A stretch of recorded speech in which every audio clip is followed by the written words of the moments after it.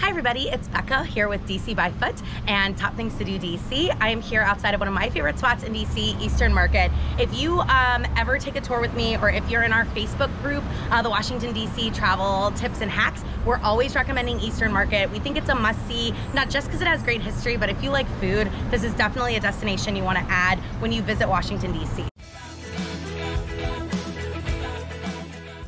So a little bit about Eastern Market. If you've watched any of our other YouTube videos, you've probably heard the name of Pierre Charles L'Enfant. He's credited with creating the first map of Washington, DC, and in his 1791 plan for what this new nation's capital would look like, he included a trio of markets. Makes sense, back in the 1790s, there were no grocery stores, so if you wanted to get groceries or food, you had to go to a market.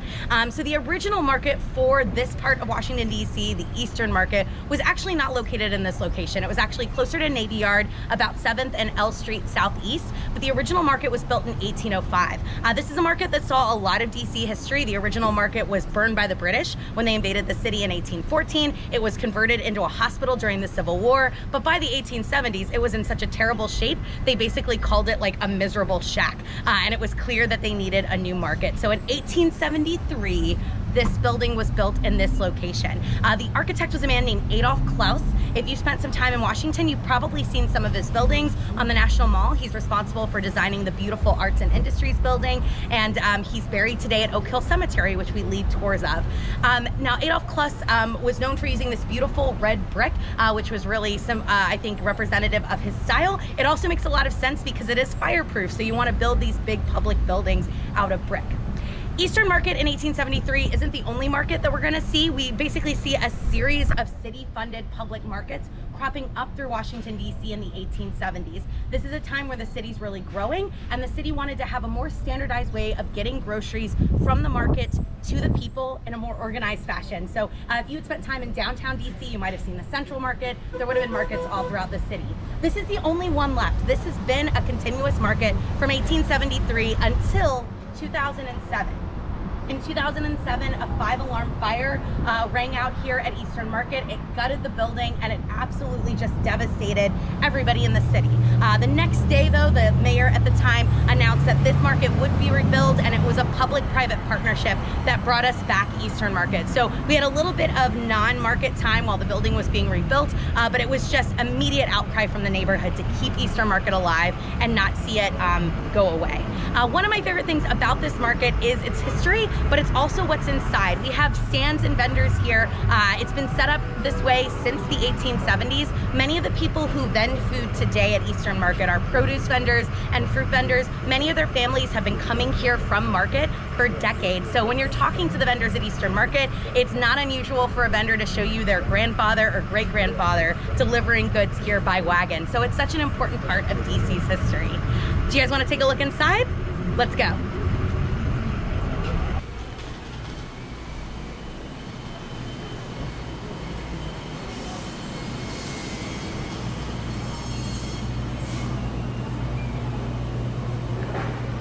When you're inside Eastern Market, you'll see it's actually set up just like an actual market. Each vendor is going to focus on their specialty. Produce, cheese is one of my favorites, baked goods. But if you're really looking for something that's already prepped and ready to eat, you're going to want to go to Market Lunch. This is definitely a classic. It's not unusual to see members of Congress sitting right next to tour guides, sitting right next to office workers, and moms and families coming in to grab a breakfast or lunch snack at Market Lunch.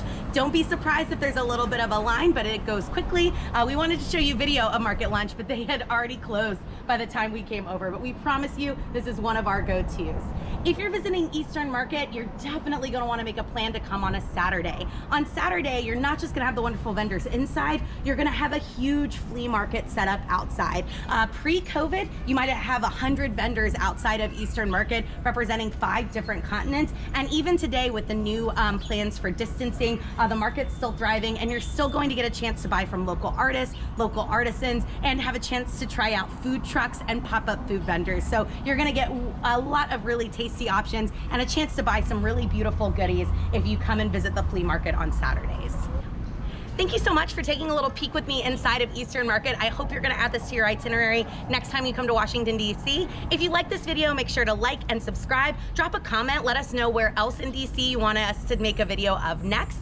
If you're planning to come and visit us, or you know someone who is coming to visit us, be sure to share this channel, and be sure to like and subscribe on all of our other social media, Facebook, Twitter, Instagram. Our guides are here to help you. If you're thinking about visiting, you'll want to join our Facebook group. This is where you can ask questions about planning your itinerary, and we're all on the group there to help. Thank you guys so much, and we hope to see you on a tour. Bye. Perfect.